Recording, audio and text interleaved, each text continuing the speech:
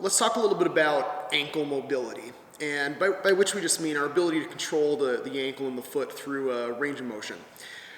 There are a lot of different things that we can do, but I want to give you guys two things that are worth trying. First one, this requires a bicycle inner tube.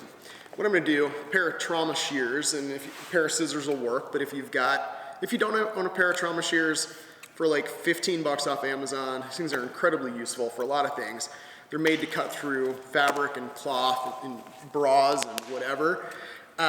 In case, if you ever need the services of a paramedic while you've got clothes on, this is how they get to you. And what I'm doing is I'm taking an old inner tube, and this was from a road bike.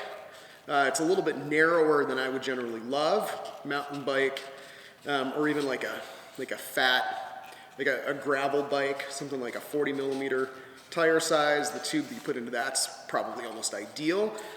Well, all I'm doing, I cut out the valve section, and now I have slit the thing down its length. So what I have is a long piece of rubber. This is about 1.5 inches wide. Again, if it was 2 inches, I'd be even happier. Now you can buy this. You can buy this from like Rogue Fitness as well as other companies, and they'll generally refer to it as a Voodoo band. Voodoo, of course, just simply meaning we don't totally know why it works. All we know is that it does. So if I'm dealing with restriction or stiffness at the ankle or in the foot, then what I'm gonna do is I'm gonna try to get it moving. And I don't wanna just go into a passive stretch because I wanna have some control. I want my brain controlling the muscles. So here's what I'm gonna do. I'm gonna take my Voodoo band, whether it's the real one or my makeshift one, and I am going to wrap my ankle.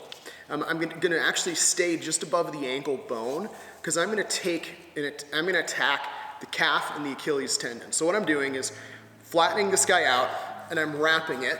I've got about three quarters overlap as I go.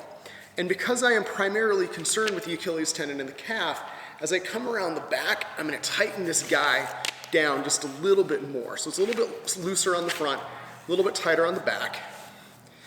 And again, like this is costing me nothing more than whatever this old inner tube was worth. And it wasn't flat, or it wasn't, it's not punctured. I could have reused it, but I don't know, what's a tube cost? $5? It costs more than that to order these things from Rogue. So I'm gonna wrap up. And I'm not getting real high up on the calf. I'm capturing a little bit of the calf muscle. You can do this higher. In fact, you could do this over pretty much your whole body. If you've got some elbow pain, this can work really well. If you've got some knee pain, I would generally attack above the knee. And maybe I'll record a video that does that. And then I get towards the end, I have this little bit of tail, and I'm just gonna tuck it under. So now whenever I need to get this off, I basically have I got my rip cord right here. Rip it, flip it off. So this is tight enough that I'm getting active compression. I am not gonna let my foot turn blue. I'm not trying to cut off circulation to the foot. All I wanna do is apply some constriction so that as I move my foot through these ranges of motion, I'm actually getting a shearing effect because there's multiple layers of tissue. There's the skin, there's fascia, there's muscle, there's fascia, there's muscle, there's bone, there's fascia, and I want all of these layers to be able to move independently. So I wrapped it up. I'm gonna point and pull. I'm gonna move the foot around in circles. And then I'm gonna try to get creative. What are the other ways that I can move this foot? Well, I can get into a lunge and I can come forward and back. And you'll note that I don't look like it. This foot, I'm pale, I'm real pale. But this foot does not look like a zombie. I'm not losing blood flow. That would tell me that it was too tight. I can even, I can drive forward. I can drive my knee way forward over the front edge of this foot.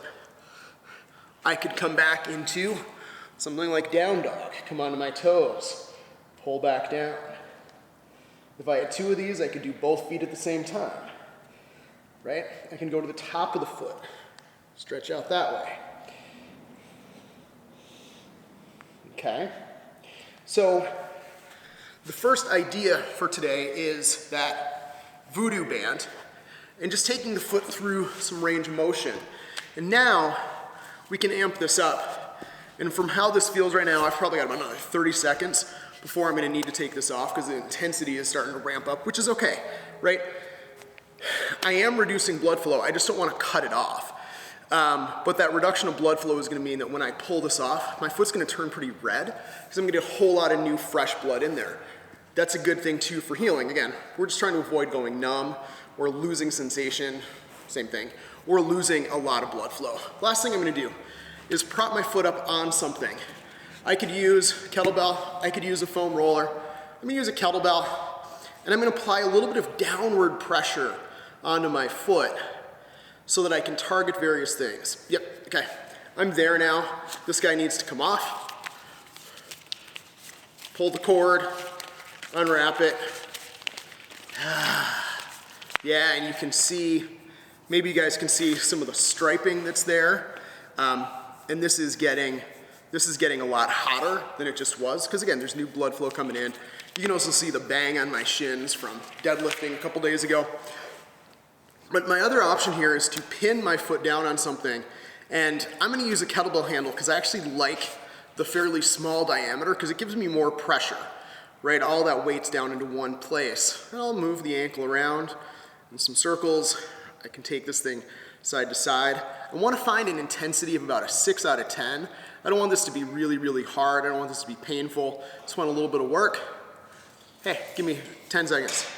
The other option would of course be to go to a foam roller or something else that I have. Same thing. I know for me, if I'm going foam roller, I'm gonna stack foot number 2 on top and then work this guy in circles. So if you're dealing with tight ankles, try these things out. Try these things out. Bicycle inner tube, cut the valve off, slip the thing along its length, give it a wrap, get it moving. Remember, don't hurt yourself with it.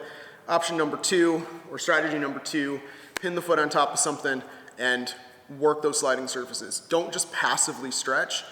Take steps to make sure that you are doing work and you're trying to increase the range of motion that you can work through. That's it. Shout with questions, let me know how it goes.